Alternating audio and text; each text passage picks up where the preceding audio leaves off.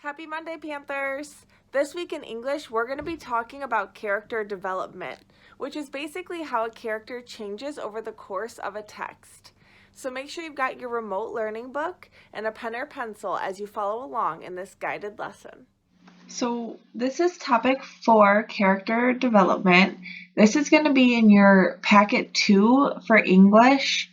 It's on physical page 81, and I'm unsure if you guys have page numbers at the bottom, but in the bottom right corner of this particular page, it does say page 61 in orange, and I will show you. It's going to be right here at the bottom. It'll say page 61 in orange. And it's also lesson 7, analyzing character development. This is in topic 4.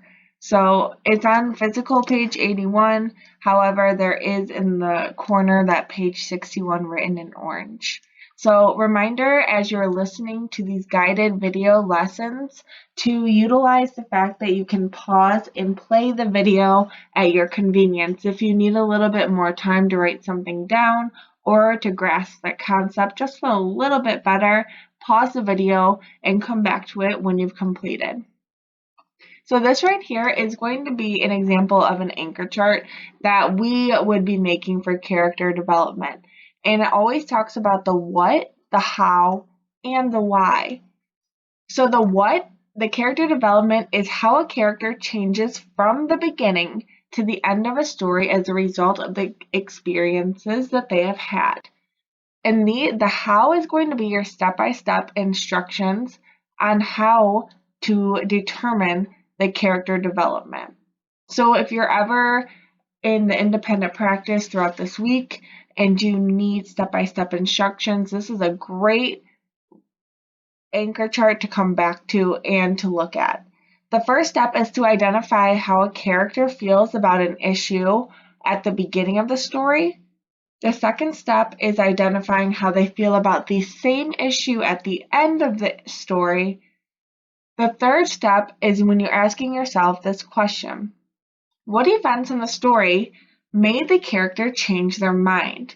So a lot of times there's going to be a turning point where that character's mind gets switched. What was the event that caused that? And then for the fourth step, this is an example of a sample answer that would be a great final answer. And it says at the beginning, character's name, so the character felt blank. But at the end, he or she felt blank. He or she changed his or her mind because of blank. So filling in these blanks is a great way to ensure that you are showcasing how the character developed over the course of the text. Here's a Khan Academy link on character that I'll provide in the independent work. So if you wanted to just get a little bit of extra help in character, that's available for you. So let's get right into lesson number 7, analyzing character development. It says, what makes the characters in a story seem real? It's all in the details. Authors can describe the characters' attitudes or how they think, act, and feel. They can also describe the characters' motivations or the reasons for their actions.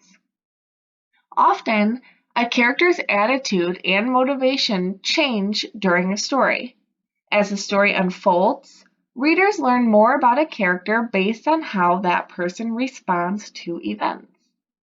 So we're going to look at this cartoon in all 3 of these panels and think about what the boy's doing and what his motivations are or why he does that. So if we look in the first panel, we can see that the boy, he takes an ice cream cone from a little girl. So we can see that he's taking this from this girl, and why he does it, I'm looking at the chart right underneath. It says he might think it's funny. So based on looking at my character, and I can see he's got a smile on his face where he might be laughing, so he thinks that taking this ice cream cone away from this little girl is funny. And what that shows about him as a character, right here in the third box, is that he's not always kind, and he likes to play jokes on some people. So then we're going to see how this character develops in panel 2. And down here in our box it says what the boy does. He hesitates, so you can tell that the look on his face has changed. And he hesitates when he notices that the little girl has become extremely upset. If you look very closely, you can see that there are tears going down her face. So why does he hesitate? Because he's wondering, is this such a great idea after all that I'm taking this little girl's ice cream cone? And what this shows about him as a person is that he cares what other people think. It's not just that in the first panel, we didn't get that character from him. All we knew in the first panel was that he wasn't always so nice and he liked to play jokes. But in the second panel, we can see a little bit more of our character because we can see how he's hesitating and wondering if it was such a good idea. So then looking at our third panel, we can see that his demeanor has changed again, and he's giving the ice cream back to the little girl. We've got to fill in the why does he do that? So why do we think that the boy changed from taking the ice cream away and then all of a sudden he starts to feel bad? So he's giving the ice cream cone back because he wants the little girl to feel better. And we can see that the character has developed over those 3 panels, even though there's no text at all, only we're just looking at pictures. But we can see that he wants the little girl to feel better. He didn't realize that she was going to react the way she did, and that's what made him hesitate or second guess himself. And what that shows about him as a character is that he knows how to do the right thing in the long run. Whereas if we just looked at that first panel, when all we see is a boy taking away that ice cream cone from a young girl, we don't really know that he knows what the right thing is or that he cares. But we can see that over the course of these 3 panels, he really develops and changes as a character. And now it says, describe how the boy seems to change over time. I wrote that the boy takes the ice cream in the beginning and thinks it's funny, but by the end, he was giving it back because he felt bad and wanted the little girl to feel good again. So characters in our stories often respond to events, and that changes how we see a character and how other characters see that character. This is a way that authors make books seem real. That this is how they make the characters, the settings, and all that kind of things seem like people that we could talk to or we would know. So we're going to move on and we're going to read this story called Lost by Janelle Aker. And it says, Peanut! Rosalind yells hoarsely for the 50th time as panic surged through her veins. How often had Graham said, Ross, without you and Peanut, I'd be lost. Well, now yappy, pampered little Peanut was lost. I was so distracted by my texting that I dropped his leash, Rosalind groaned. How can I face Graham? Peanut, Rosalind hollered into the woods. I have to be careful or I'll get lost too. She worried. I need a map. Rosalind darted back to Graham's house, returning moments later with a pencil and paper. 10 steps, tree, she scribbled and illustrated. Peanut! Then 12 left, bush. Yep. Peanut barked as Rosalind finally saw him, his leash tangled in branches and his paws flailing. Rosalind nearly shed tears of joy. So we're going to explore this question right here, which is based on her responses to events. What kind of person is Rosalind? Support your response with details from the story. So we are going to fill in this chart about how Rosalind is responding to what happens in the story to determine who Rosalind is as a character. So what Rosalind does and how she reacts to events can really help me understand the type of person that she is. So the first event that happens in our story is that Peanut gets lost. And Rosalind responds by showing that she's upset. And I know that she's upset because because the text up here says that the panic surged through her veins, if you look right here. And then I know that that Graham really cares about Peanut because she says, Ross, without you, Peanut, I'd be lost. So they filled in this chart is how she responded. We know that she's upset because Graham loves Peanut. That's how she's responding. So now we're going to see for our next event, and we're going to fill in our chart and how she responds. So the second event is that Rosalind begins to worry about getting lost too. So we're going to go back and reread the text and see what Rosalind does up here.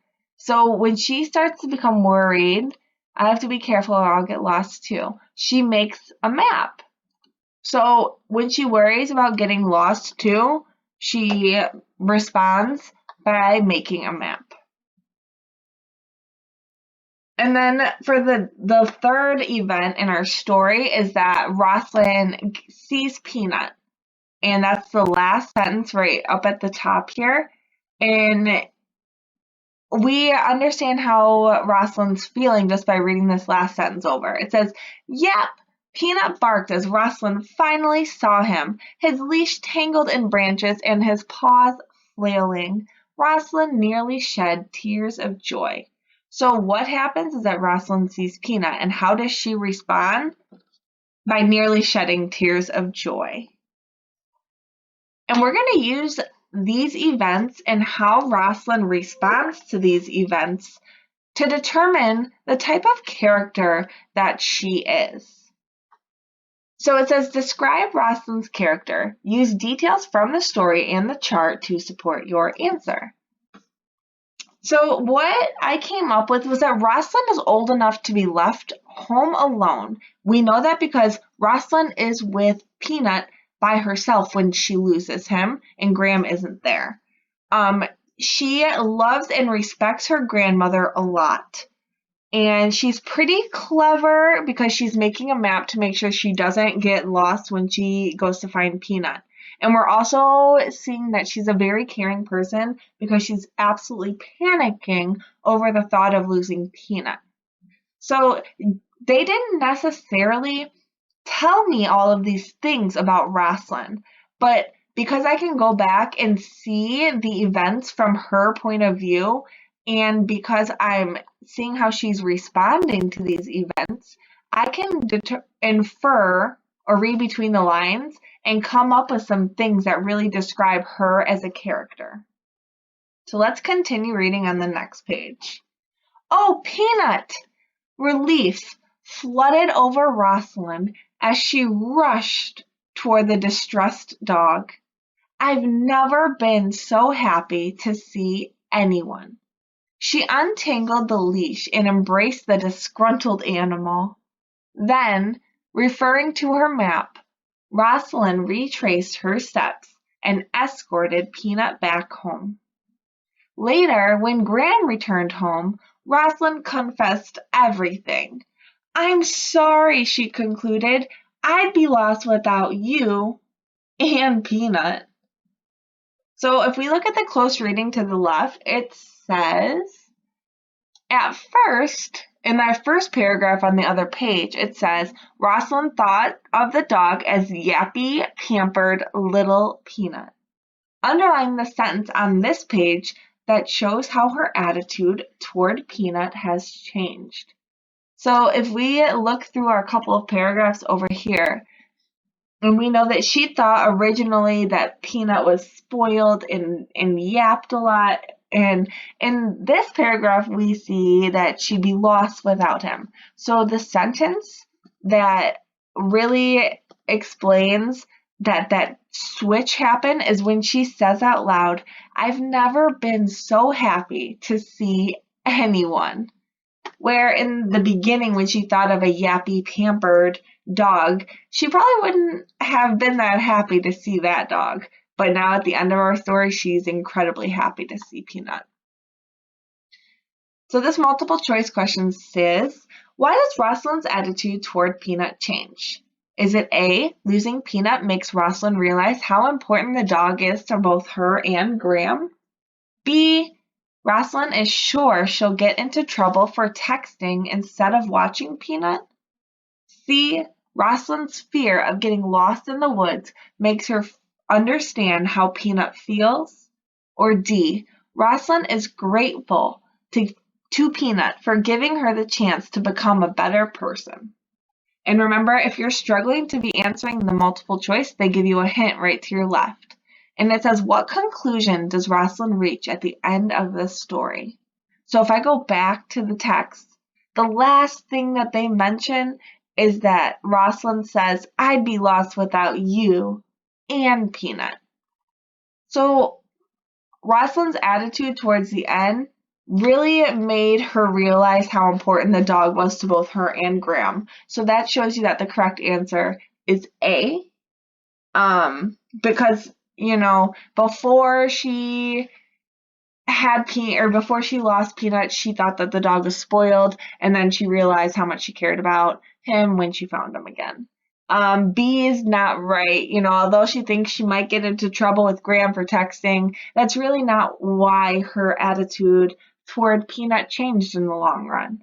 And if you chose C, that one's not so correct. Rosalind's fear when she got lost in the woods, it made her sympathize a little bit with Peanut, when he was lost, but that doesn't really influence why her overall feelings of Peanut changed. And then D was incorrect because, she realizes how important Peanut is to her, but the whole story, the attitude change was not because the experience just made her a better person. So A was the correct answer. For our last question on this page, it says, look at the answer that you chose above. Write down at least 2 details from the story that helps you identify your answer. So we said that losing Peanut made Rosalind realize how important the dog was to her, both her and Graham. So in the beginning of the story, Rosalind thought of the dog as very pampered and spoiled. And at the end, she realized how much Peanut meant to her by saying, I've never been more happy to see anyone. And reminder, whenever we're taking direct quotes from the text, we are making sure that we are putting quotation marks around them so that it's not to be plagiarized. So moving on, we're going to be reading the story Reaching the Top by Ken Rubel. I'm going to go over the study buddy right here first before I read through the play. It says, You does not stay the same throughout the play. To help me analyze his growth, I'm going to underline clues from the play that show how his character develops. So now we know whenever we see something underlined, that's going to be clues to show how you is developing over the course of this text. So let's get started reading. You, breathlessly. Just how much farther is it, Leon? The top is just around the bend. Won't be long now. You. That's what you said an eternity ago. Are you sure? Leon says. Dad and I hiked this trail 3 times last month. Seeing the same old rock sounds as fascinating as watching a turnip grow. Where exactly are we going again? You're beyond hopeless, you. We're on the Kinsman Ridge Trail now, heading to the summit of Cannon Mountain, about 4,080 feet above sea level. You says, more like 4,080 blisters above sea level. Would it really have been so horrible to have taken the aerial tramway? Leon, that would be so anticlimactic. It'll be worth it, I swear. There's nothing quite like that magnificent view. You muttering. Tramways are an excellent form of transportation. Nice comfy seats, no shooting foot pain. Leon, exclaiming from out of sight, "Oh, you, come see!" You glumly trudges up the trail to join Leon at the summit, which affords a miles-long view of the White Mountains. You, breathless with awe, not exhaustion. Wow! This is so not what I expected. We're on top of the world. Look at that giant one over there. Can we climb that too? Leon, climb a mountain? Oh, that would be too difficult. You earnestly, no, we could do it. It would be worth it. So we see that our study buddy underlined these two sentences that show how you developed over the course of the text. And the first one that they underlined, we can see you complaining about his feet killing him as they continue on this hike up the mountain. And he seems to be very not happy about a situation climbing with Leon. And then if we look at the second underline from the study buddy, it says, this is so not what I expected. We are on top of the world. So we really see a big character change there with you, whereas before he thought it was silly and not worth it, and now he sees the view and his whole perspective has changed. So let's look at these close readings. It says, what a character says reveals details about him or her. Circle particular words you says that shows what he thinks about hiking at the play's start. So we're going to think about what does you think about hiking in maybe these first 7 lines or so. And I'm not going to be circling, I'll be underlining because it's easier on the computer. So when I'm looking at how he's hiking and how he feels about it, I see this sentence right here that's very funny. It says, seeing the same old rocks sounds as fascinating as watching a turnip grow. So clearly you think that it's pretty boring to be hiking. And then another sentence that really helps us see in that beginning is what our study buddy had underlined, which had more like 4,080 blisters above sea level. And then for the second one, it says, at what point in the play does Yu's attitude about hiking change? Draw a box around the line that shows the shift in his feelings. So down here, we're going to notice that where the study buddy underlined that Leon or Yu's perspective had changed, we want to see where we show the shift in his feelings. And a reminder that when we're reading a play and there are things written in brackets like this, those necessarily aren't said out loud, but those are actions that the character is doing or where they're walking or things like that. So when I see this sentence right here that says, Yu is breathless with awe, not exhaustion, wow, that means that he was, in the beginning, he was breathless because he was, very tired of this long and grueling trip. But now that he is looking at this beautiful view, he's breathless because it's absolutely magnificent rather than him being tired. And I can see that there, his feelings are changing because he's breathless. He thinks it's so beautiful.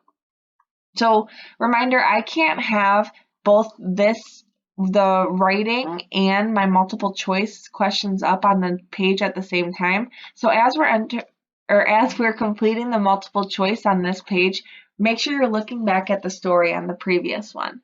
So number 1 says, how does Yu feel about climbing up Cannon Mountain before he reaches the top? Is it A, he is fascinated by the beauty of the rocks? B, he is happy to be hiking the trail again? C, he is troubled by the difficulty of the hike? Or D, he is frustrated by how slowly Leon walks? And if we're struggling to answer this multiple choice question, let's look over here at the hint. It says, Why does you mention the tram more than once? So we can see that you is pretty troubled by the difficulty of this hike. As they climb the mountain, he's complaining often. For example, he's asking how much longer that they have to go. He wishes that they had taken the tram multiple times.